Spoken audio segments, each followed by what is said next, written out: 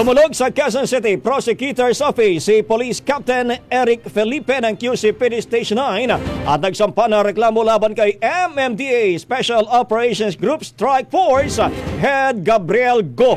Ito ay dahil sa manoy pamamahiya ni Go sa police sa isang clearing operation sa Quezon City noong March 25 nang nag-viral sa social media.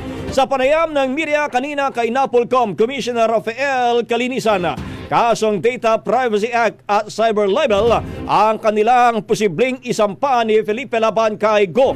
Sabi ni Calinisan, napatawad na raw ng pulis si Go pero iginagalang nilang anumang magiging hakbang nito.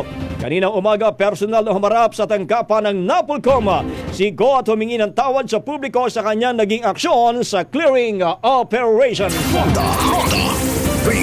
Ang bahaging ito ay hatid sa atin ng Mom's Love ES1 Capsule. Simulang tuparin ang pangarap ng iyong anak. And stunting now!